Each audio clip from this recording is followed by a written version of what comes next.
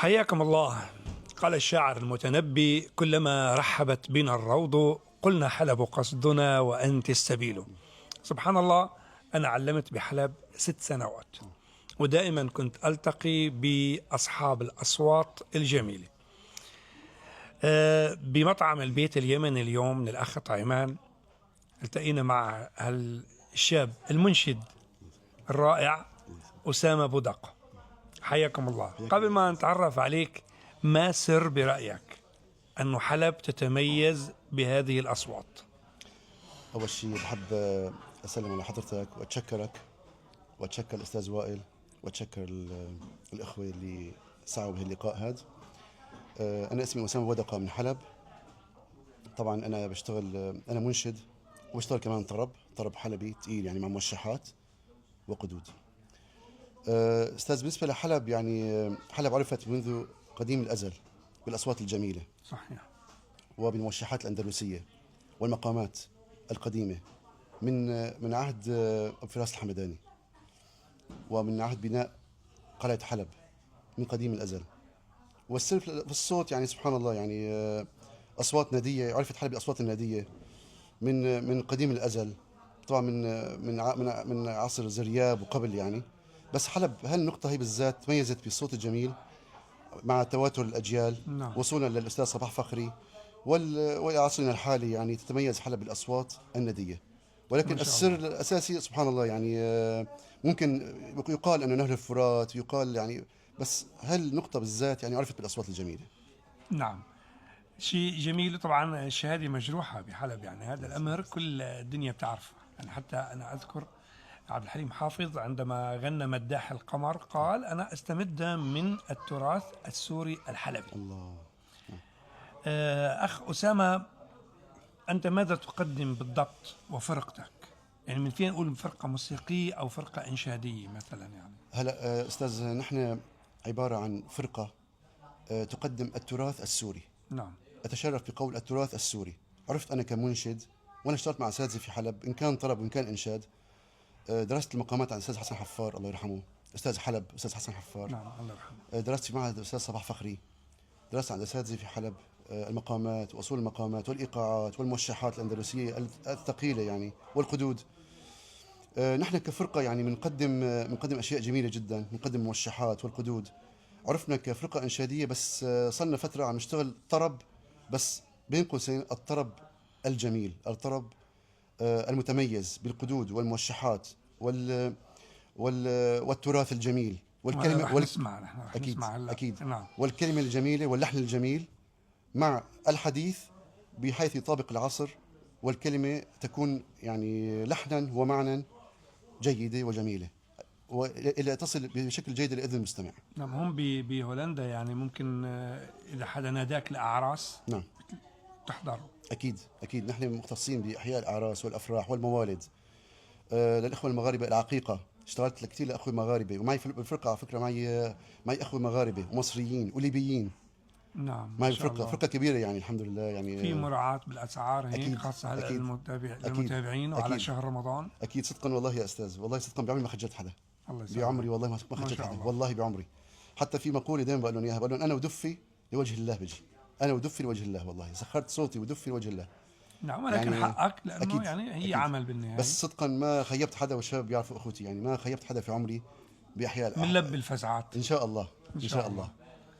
أنا طبعا إحنا رح نسمع هلا والناس بيحكموا، بتشرف والله. لأن دائما بنقول في عنا قول وفعل. هلا سمعنا أكيد. ونشوف. أكيد. سمعنا منك وبنسمع بعد شوي. بتشرف والله. أنت والشباب الطيبين. أنت فرقتك كيف اجتمعتوا بهولندا؟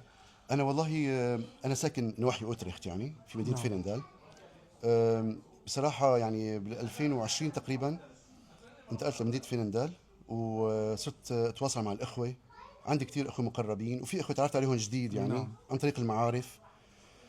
واكيد تواصلوا معي كثير اخوه حبوا يتعلموا. انا بدرس اونلاين، بدرس مقامات موسيقيه كمان ما شاء نعم. الله. عندي دروس اونلاين، بدرس مقامات، بدرس ايقاعات. في ناس معناتها اللي بده يحب في يتواصل معك. نعم اكيد. تمام. اكيد في عندي مجموعه مؤلفه من حوالي 30 شخص، 30 اخ. يعني قدر الامكان بحاول اعلمهم المقامات الاساسيه مع هي أساس. الايقاعات. نعم. الاخوه حابين يتعلموا الموشحات، اخوه حابين يتعلموا بس الانشاد. واخوه حابين يتعلموا بس المقامات من اجل تلاوه القران الكريم، فعندي يعني بفضل الله عندي كل الخيارات يعني. وسؤال أخير، الإنشاد عندك فينا نقول غناء ولا بس إنشاد؟ هاي الكلمتين. هلا هو الانشاد هو قسم، او خلينا نقول هو فرع من الفن. نعم. الانشاد هو فرع من الفن، لانه الانشاد هو كمان فن، أكيد. بس بكلمه خلينا نقول ملتزمه اكثر. وطبعا بوقتنا الحالي يعني هو الانشاد، يعني مع الاسف احكي الكلمه، هو مو مطلوب كثير. نعم. الانشاد بحد ذاته مو مطلوب كثير، فانا هذا الشيء اللي خلاني يعني دخل قدود حلبيه، دخل موشحات، دخل خلينا نقول غزل صوفي، بحيث ما يكون في غلو بالكلام ولا اجحاف في الكلام، وبنفس الوقت ما يكون في خلينا نقول تميع او يعني شطح في الكلام. فالكلام اللي بقدمه انا والفرقه هو عباره عن كلام وسطي جميل، ما فيه اي غلو، وبنفس الوقت فيه لحن جميل ومعنى جميل وكلمه حلوه. يعني بجمع بين الانشاد الجميل، بين الكلمه الحلوه، بين اللحن الجميل، قدود حلبيه، موشحات، قصائد غزليه جميله، مواويل. يعني عم بحاول اجمع كل هالتراث الجميل، تراثنا الجميل في سوريا وفي حلب في هالفرقه هي، بحيث نقدم ونوصل للناس الصوره الحلوه الجميله المناسبه لديننا وثقافتنا، واكيد مراعاه وضعنا الحالي.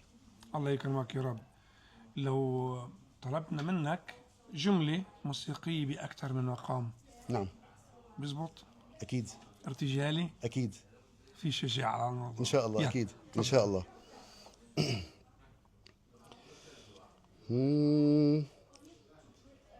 بمحمد دامت لنا الافراح، الله. بمحمد دامت لنا الافراح. شو هاي؟ هي سيجا. نعم. بلشت برست. نعم. وقلوبنا في ذكره ترتاح نهوند، فإذا تلونا ذكره وحديثه دارت لنا بشرا به الأرواح. يا رب في رحمتك آية ومحبة وهداية، في رحمتك آية ومحبة وهداية، وفي كل شيء آية بتقول تعالى الله. ماشي ماشي ماشي بنور الله، ماشي بنور الله. سودا والخديد وردة حمر، طلبتي وصل وقال الحاضر لما نسهر. والله مجاني لاني رايحة ولا جاي، والنبي يما والنبي يا يما تعذري تهني عليا. حبي حبيبي شاغل، لاني رايحة ولا جاية، والنبي يما ومالك يا حلوة مالك، والله الغرام غير حالك. مالك يا حلوة مالك، والله مالك الغرام غير حالك، والله حالك فتنوا عليك يا عزالي لما رأوكي بجمالك. يا عينيا لما رأوكي بجمالك، انت حياتي وروح قلبي، بحبك لكن شو ذنبي. انت حياتي وروح يا قلبي، بحبك لكن شو ذنبي. والله ذنبي احطي قلبك على قلبي، داوي حبيبك بوصالك. يا عينيا داوي حبيبك بوصالك. مالك ومالك يا حلوة، والله مالك غير حالي، والله حالك مالك يا حلوة، والله مالك غير حالي. فتنوا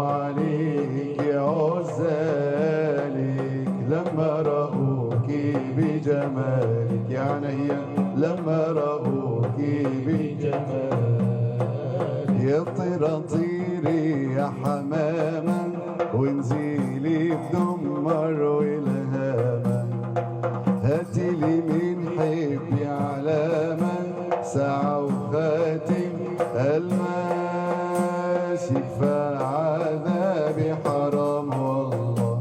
أنا على ديني جننتيني، أنا على ديني جننتيني، وعلى دين العيش حرام والله. يا طيرة يا حلوة تعالي واحكيلي عاللي شغل بالي، قولي له حبك يا حلالي يا الأسمر يا أبو الخال، يكفى عذابي حرام والله. أنا على ديني جننتيني، أنا على ديني جننتيني، وعلى دين العيش حرام والله. يا مال الشام ويا الله يا مالي، طال المطال يا حلو. كل الجمال قد تجمع وانتثر، عطرا شذيا كي يعطر من حضر. هذا أسامة يا لصبحة وجهه، أخذ الجمال يا أخي من القمر. ولفرقة المديح نجم ساطع، زان الثريا إذ تألق واشتهر.